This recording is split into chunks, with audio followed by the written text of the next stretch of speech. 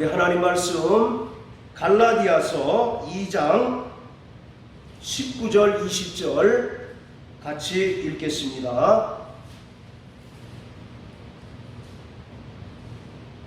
갈라디아서 2장 19절 20절입니다.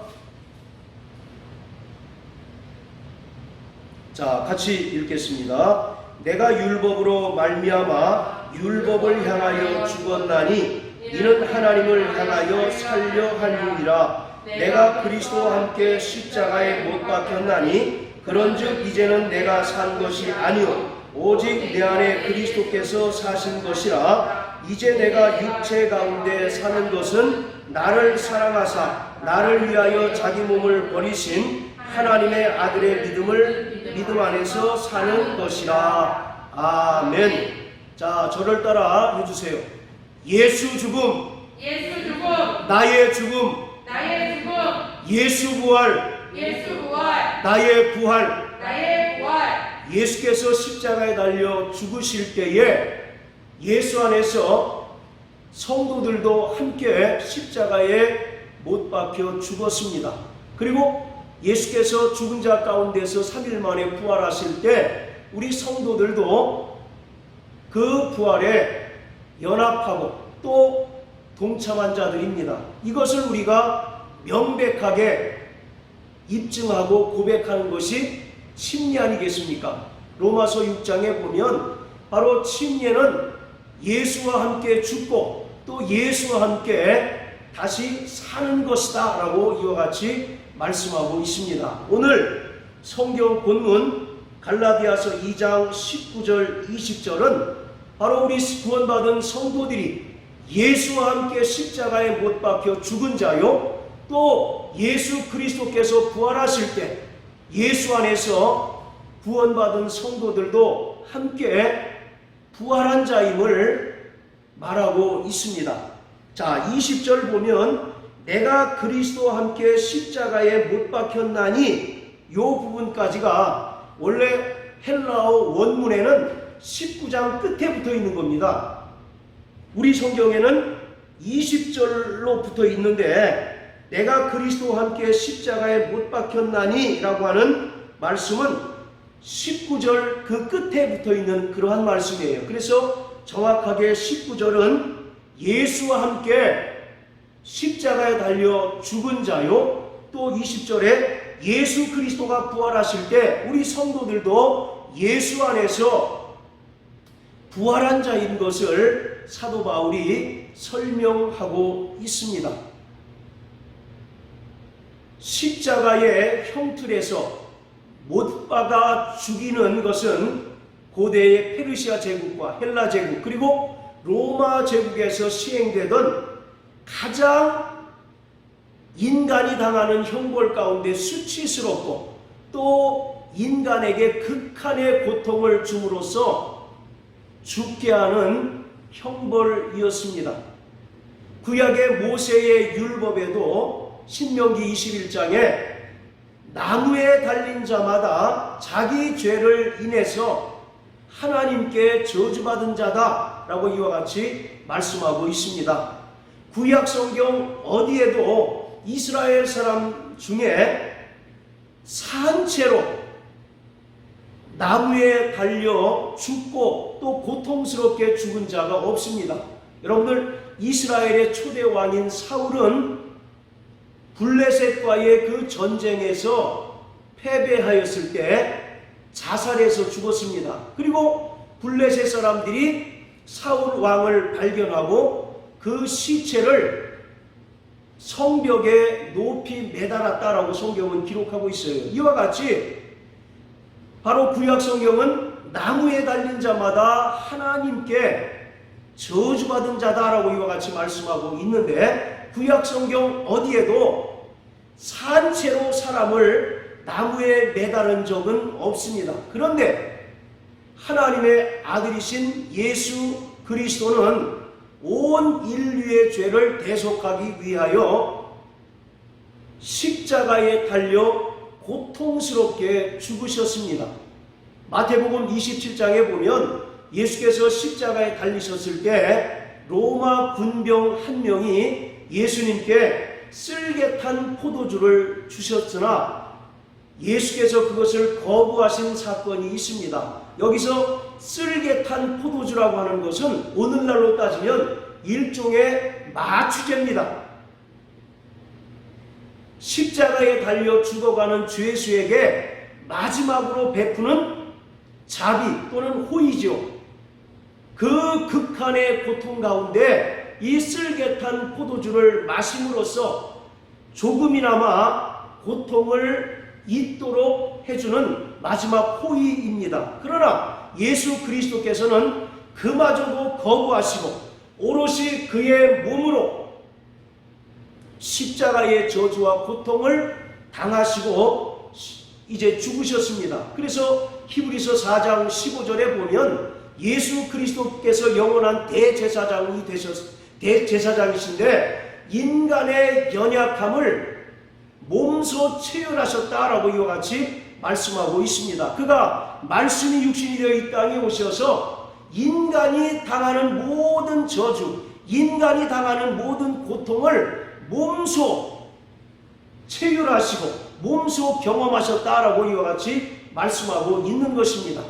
그래서 사도 바울은 로마서와 갈라디아서를 통해서 십자가에 달려 죽으신 예수 그리스도가 복음의 핵심이라고 강조하고 있습니다.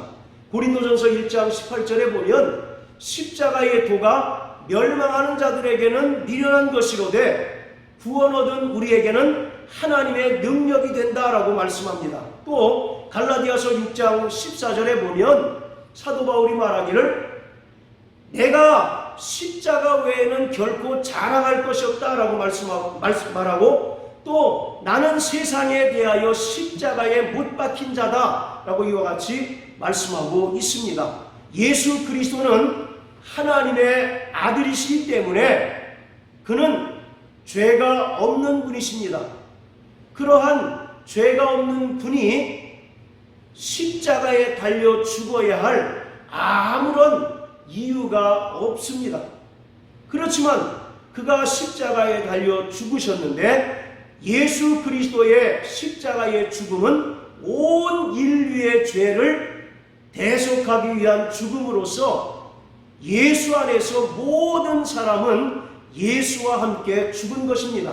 성도들은 예수 그리스도의 대속의 죽음을 통해서 죄와 사망과 율법으로부터 자유함을 얻게 되었습니다. 로마서 8장 1절 2절에 말씀하기를 그런즉 그리스도 예수 안에 있는 자들에게는 결코 정죄함이 없나니 생명의 성령의 법이 곧 죄와 사망의 법에서 너희를 해방하였다라고 이와 같이 말씀하고 있습니다. 이처럼 예수 그리스도는 아무런 죄가 없으신 분이시나 그가 말씀이 육신이 되어 이 땅에 오셔서 십자가에 달려 죽으심으로 말미암아 인간은 죄에서 또 율법에서 또 모든 사망의 권세로부터 자유함을 얻게 되었습니다.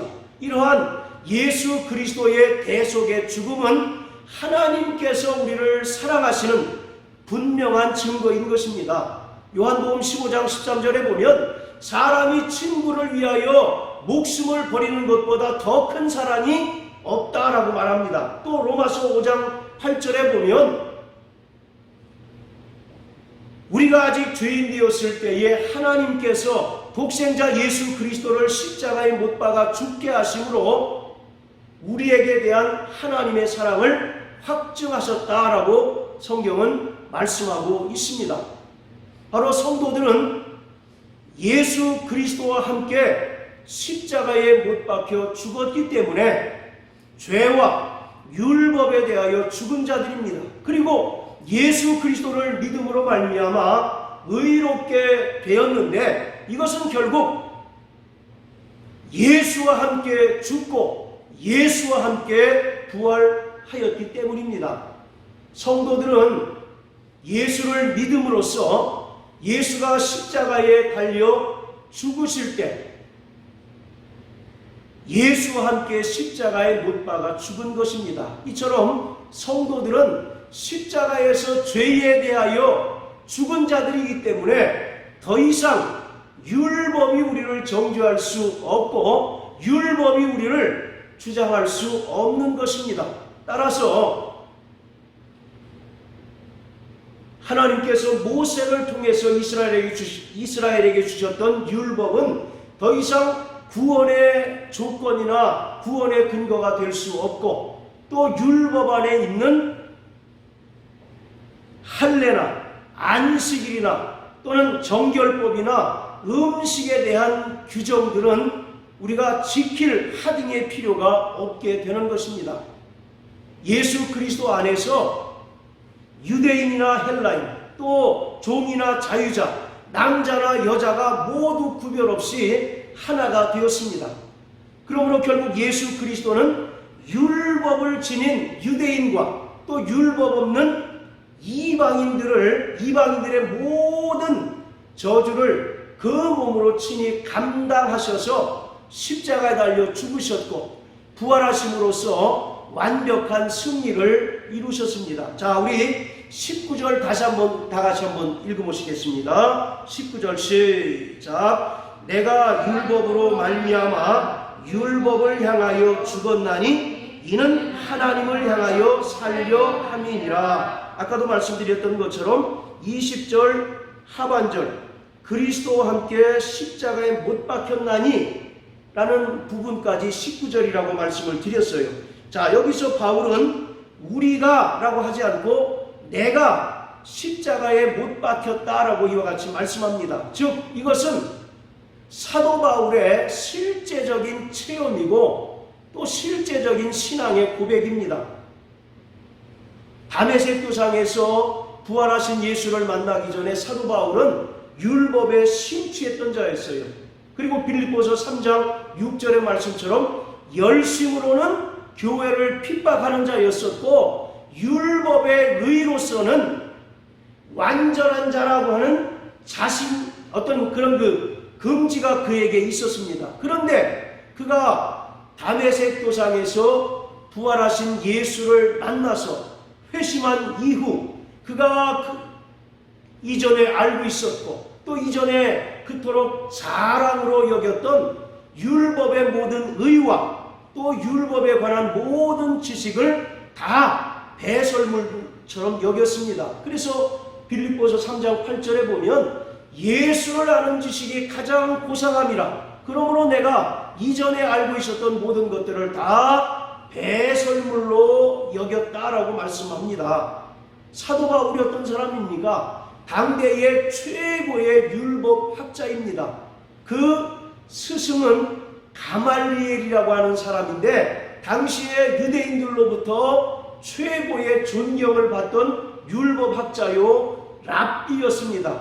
그 가말리엘에게 직접 율법을 수학하고 또 율법에 관해서 정통한 자라고 자칭 타칭 바로 인정받던 사도 바울이었어요. 그래서 기독교를 박해하고 또 교회를 핍박하는 일에 누구보다 앞장섰던 자였습니다. 그리고 사도행전 7장에 보면 스데반 집사를 돌로 쳐서 죽이는 일에 가장 선두에 섰던 사람이 바로 바울 아니었습니까? 그랬던 자가 이제 다메섹 도상에서 예수를 만납니다.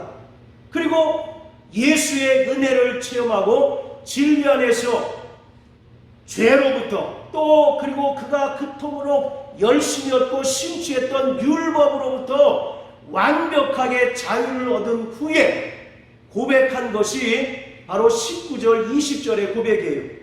내가 율법에 대하여 죽었다라고 이와 같이 얘기합니다. 율법을 향하여 죽었나니 라고 이렇게 얘기합니다. 그 이전에 얼마나 율법에 열심이었던 바울이었습니까? 또 얼마나 율법에 대한 그 금지가 있었던 바울입니까? 그런데 예수를 만나고 진리 안에서 죄로부터 또 사망의 권세로부터 율법으로부터 자유함을 체험한 이후 그가 담대하게 말할 수 있는 것은 내가 율법에 대하여 죽었다라고 말씀하고 있습니다. 율법은 죽은 자들에게는 더 이상 효력을 미치지 못합니다. 자, 우리 여기 표시해 놓으시고 로마서 7장을 다 같이 한번 보십니다. 로마서 7장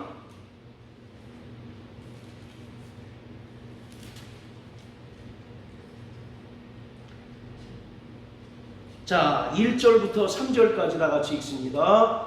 로마서 7장 1절부터 3절입니다. 시작. 형제들아, 내가 법 아는 자들에게 말하노니 너희는 율법이 사람의 살 동안만 그를 주관하는 줄 알지 못하느냐. 남편 있는 여인이 그 남편 생전에는 법으로 그에게 매인 바 되나 만일 그 남편이 죽으면 남편의 법에서 벗어났느니라. 그러므로 만일 그 남편 생전에 다른 남자에게 가면 음부라 이르되 남편이 죽으면 그 법에서 자유케 되나니 다른 남자에게 갈지라도 음부가 되지 아니하느니라. 할렐루야. 자, 1절에 보면 율법은 사람의 살 동안만 그를 주관한다라고 이렇게 이야기합니다.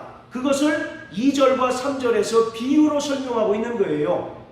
결혼한 여자가 바로 그 남편이 살아있는 동안에는 그 남편에게 바로 속한 자고 또 남편의 권세 아래 있는 자이지만 그 남편이 죽게 되면 법적으로 이 부인은 자유함을 얻게 되어서 다른 남자에게 바로 다른 남자와 결혼해도 그것이 율법에 저촉되지 않는다라고 하는 겁니다.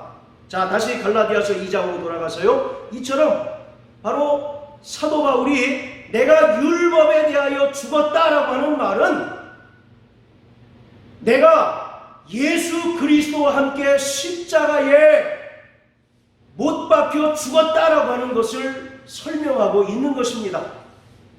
오늘 이와 같이 사도 바울이 내가 율법에 대하여 죽었다라고 하는 말은 오늘 비단 이것이 사도 바울만의 고백이 아니라 오늘 구원받은 성도들의 실제적인 체험과 실제적인 신앙의 고백이어야 합니다. 자, 저를 따라하세요. 나는 율법에 대하여 죄에 대하여 죽은 자다. 할렐루야. 네. 오늘 이것이 우리 성도들에게 있어서 가장 큰 영적인 체험인 것을 믿으시길 바랍니다. 우리가 때로는 병에서 치유받는 이적을 경험합니다. 또 귀신을 내어 쫓기도 합니다. 그러나 여러 가지 이적들 가운데 또 경험, 바로 우리가 경험 가운데서 가장 최고의 경험은 우리가 예수와 함께 죽고 예수와 함께 부활함으로 말미암아 이제 율법에 대하여 죽었다라고 하는 그 체험, 그 고백이 가장 최고의 경험인 것입니다. 그래서 사도 바울은 내가 율법에 대하여 죽었다라고 말씀하고 있습니다. 말씀드린 것처럼 이 율법이라고 하는 것은 사람이 살 동안만 그를 주관하고 그를 정죄할 수 있는 효력을 가지고 있습니다. 그런데 우리 성도들은 예수 그리스도와 함께 십자가에 못 박혀 죽었기 때문에 더 이상 율법이 우리를 정죄할 수 없고 율법이 우리를 주장할 수 없는 것입니다. 그래서 성경은 말하기를 바로 구원받은 성도들은 로마서 6장 2절의 말씀처럼 죄에 대하여 죽은 자라고 말씀합니다. 또 로마서 7장 4절의 말씀과 같이 율법에 대하여 죽었고 또 세상에 대하여 죽은 자다라고 이와 같이 분명히 말씀하고 있는 거예요. 그러므로 구원받은 성도들은 과거 우리가 예수를 믿기 전에 우리가 죄의 권세 아래 신음하고 또 율법의 정죄 아래 살았고 또 세상 마귀의 그 바로 권세 아래서 죄의 종로를 타는 삶에서 탈피하고 이제 완벽하게 죄로부터 또 율법으로부터 또 사망으로부터 자유한 기쁨과 평안이 오늘 우리의 심령 가운데 있어야 하는 것입니다. 할렐루야. 네. 자, 다시 한번 따라하세요. 나는 죄에서 자유한 자다. 나는 율법에서 자유한 자다. 나는 사망의 권세에서 자유한 자다. 할렐루야. 이 믿음이 있을 때 저 영원한 하나님의 나라에 들어갈 수 있는 것입니다. 마태복음 7장에 보면 어떤 사람이 천국에 들어갈 수 있느냐를 예수님께서 말씀하십니다. 어떤 이가 나와서 주여, 내가 주의 이름으로 선지자 노릇하고 주의 이름으로 귀신을 쫓고 주의 이름으로 많은 이적을 행하였나이다 라고 이와 같이 예수님께 와서 말할 때 예수님의 답변은 대단히 의외였습니다. 우리 같으면 아이고 잘했다, 네가 큰 역사를 이뤘다라고 이와 같이 이야기할 터인데 예수님은 불법을 행하는 자야, 내게서 떠나라고 이와 같이 말씀합니다. 그러면서 저 영원한 천국은 하나님의 뜻대로 행하는 자라에 들어간다라고 말합니다. 하나님의 뜻이라고 하는 것은 오직 예수 그리스도로 말미암아 우리에게 베풀어 주신 그 은혜인 것입니다. 그렇기 때문에 바로 구원받은 성도들은 이 땅에서 내가 이루는 업적을 자랑하거나 또는 내가 이 땅에서 정말 일궈놓은 공력을 자랑하는 자가 아니라 오직 예수 그리스도로 말미암아 하나님 아버지께서 우리에게 주신 그 은혜만 부여잡고 은혜만 의지할 때 그 은혜로 말미암아 영광스러운 하나님 나라에 들어갈 수가 있는 것입니다. 하나님께서 창세기 32장에서 야곱의 환도뼈를 치시고 그 뼈를 위골시킵니다. 이 말은 그가 평생 절름발이로 살았다는 그런 의미입니다. 야곱에서 이스라엘로 이름이 변경되었다는 것은 그가 거듭난 자요 또 하나님의 은혜로 말미암아 구원받고 성화의 삶을 살아가는 자라고 말하고 있는 거예요. 그런데 하나님께서 그의 환도뼈를 치셨는데, 환도뼈라고 하는 것은 골반에서 허리를 연결시켜주는 대단히 중요한 부위입니다. 남성에 있어서는, 특히 남성에 있어서는 생명과 힘의 원천이에요. 그것을 꺾으심으로 말미암아 그 이전에는 자기의 꾀와 속임수로 남의 것을 빼앗으며 살았던 야곱이지만 이제는 오직 하나님의 은혜만 의지하고 하나님의 그 뜻대로 살아야 하는 자인 것을 분명하게 보여주셨던 겁니다. 그러므로 오늘 우리는 예수와 함께 십자가에 달려 죽은 자인 것을 믿으시길 주의 이름으로 축원합니다. 그러므로써 우리가 율법에 대하여 죽었고 죄에 대하여 죽었고 사망의 권세가 더 이상 우리를 주관하지 못하게 되는 것입니다.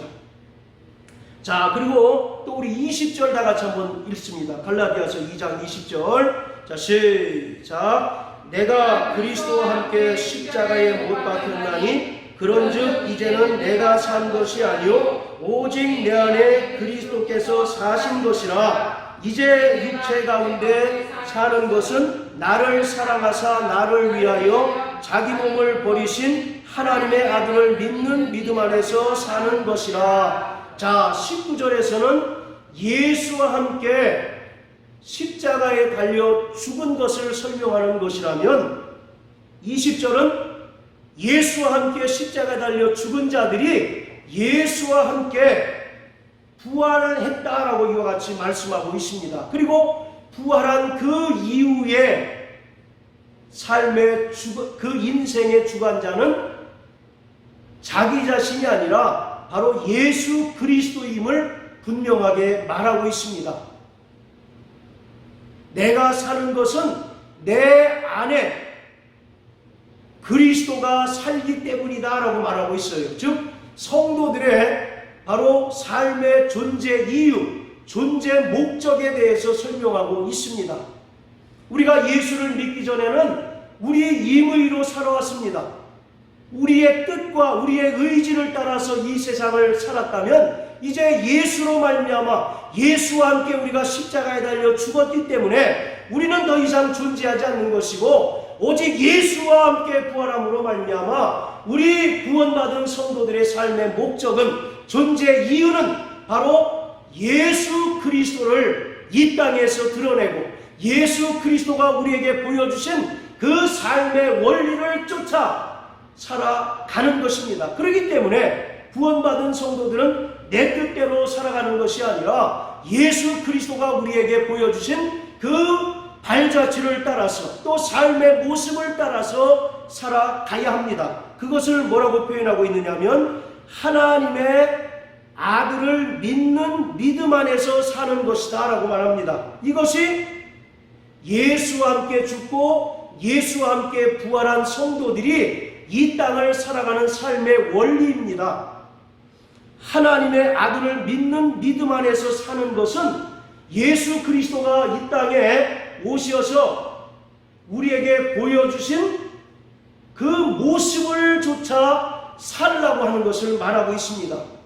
우리가 잘 아는 것처럼 빌립보서 2장 6절부터 8절까지 그는 근본 하나님과 동등되시나 동등됨을 취할 것으로 여기지 아니하시고 자기를 비워 오히려 종의 형체를 입어 죽기까지 복종하셨던 것처럼 오늘 하나님의 아들을 믿는 믿음 안에서 사는 것은 예수가 우리에게 보여주신 그 삶의 방식, 삶의 원리를 쫓아서 이 땅에서 그대로 살아가야 하는 것입니다. 그렇기 때문에 구원받은 성도들은 십자가 죽음을 통해서 예수 그리스도를 믿기 전에 우리가 의지했던 옛 자아들, 또 세상의 지식과 지혜, 그리고 세상의 영광과 명예들을 만물의 찢기와 같이 단호히 내버리고 오직 예수께서 우리에게 열어주시고 오직 예수께서 우리에게 보여주신 죽어야 사는 길을 가야 하는 그런 사명을 맡은 자들입니다. 마태복음 16장 24절에 보면 예수님께서 우리에게 말씀하십니다. 나를 따라오려거든 자기를 부인하고 자기 십자가를 지고 따라야 할 것이다 라고 말씀하고 있습니다. 또 마태복음 10장에는 십자가를 지고 따라오지 않는 자는 나와 합당치 않다라고 분명히 말씀하고 있어요. 예수는 이 땅에서 영광받기 위하여 오시지 않았습니다. 마태복음 8장 20절에 보면 여우도 굴이 있고 저 공중의 새도 거처가 있지만 인자는 이 땅에 머리 둘 곳이 없다라고 말씀하고 계셔요. 그는 이 땅에 영광받으러 오신 것이 아닙니다. 도리어 섬기려 하고 자기 목숨을 대속물로 주려고 오셨고 또 십자가 달려 죽으시기 위하여 이 땅에 오신 분이십니다. 그리고 그 아버지의 모든 뜻을 다 이루시고 부활 승천하셔서 아버지께서 그를 위하여 예비하신 하늘 영광의 보좌에 앉는 것이 그의 목적이고 그가 우리에게 보여주신 길입니다. 그래서 히브리서 12장 2절에 보면 예수는 그 앞에 있는 즐거움을 인하여 십자가의 부끄러움을 조금도 개의치 아니하시더니 하늘 보좌 영광에 오르셨다라고 말씀하고 있습니다. 자, 우리 마지막으로 베드로전서 2장을 다 같이 한번 읽겠습니다. 베드로전서 2장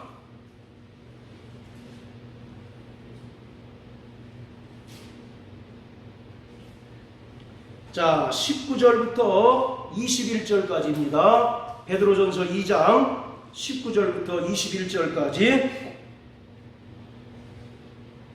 시작. 애매히 고난을 받아도 하나님을 생각함으로 슬픔을 참으면 이는 아름다우나 죄가 있어 매를 맞고 참으면 무슨 칭찬이 있으리요. 오직 선을 행함으로 고난을 받고 참으면 이는 하나님 앞에 아름다우니라. 이를 위하여 너희가 부르심을 입었으니 너희 그리스도도 너희를 위하여 고난을 받으사 너희에게 본을 끼쳐 그 자취를 따라오게 하려 하셨느니라. 21절에 보면 바로 우리를 부르신 것은 고난의 발자취를 따라오게 하려 하심이라고 말씀하고 있습니다.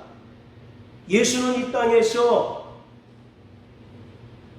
고난받으시고 또 고난의 절정인 십자가에 달려 죽으심으로 아버지의 모든 뜻을 이루셨던 것처럼 예수로 말미암아 예수와 함께 죽고 예수와 함께 부활함으로 말미암아 죄와 사망과 율법으로부터 자유함을 얻은 성도들은 이제 예수가 우리에게 보여주신 그 고난의 발자취를 따라 이 땅에 살아가야 하는 것입니다.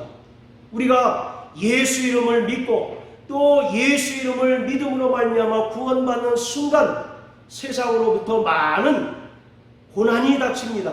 또 많은 어려움을 닥칩니다. 마태복음 10장에 보면 예수님께서 전도여행을 보내시면서 제자들에게 말씀하시기를 너희가 내 이름을 인하여 사람들로부터 미움을 받을 것이나 끝까지 견디는 자는 구원을 받을 것이다 라고 말씀합니다. 또 요한복음 15장 18절 19절에 보면 너희가 세상에 속하였다면 세상으로부터 사랑을 받을 것이지만 나에게 속했기 때문에 너희가 세상으로부터 미움을 받는다 라고 이와 같이 말씀하고 있습니다. 그렇기 때문에 오늘 우리는 이 땅에서 오직 믿음의 주여 또 온전케 하시니 예수만 바라보고 그가 우리에게 보여주신 그 고난의 발자취를 따라서 날마다 자기를 부인하고 자기의 십자가를 지고 묵묵히 예수를 따라가는 저와 여러분들 되시길 주의 이름으로 축원합니다. 정말 일평생 우리가 힘쓰고 애쓰고 또 간절히 구해야 할 것은 오늘 우리가 이 땅에서 작은 예수가 되어서 정말 예수가 이 땅에서 행하신 또 예수께서 이 땅에서 우리에게 보여주신 그 길을 따라 살아가는 것입니다. 우리 시간 다 같이 기도하겠습니다.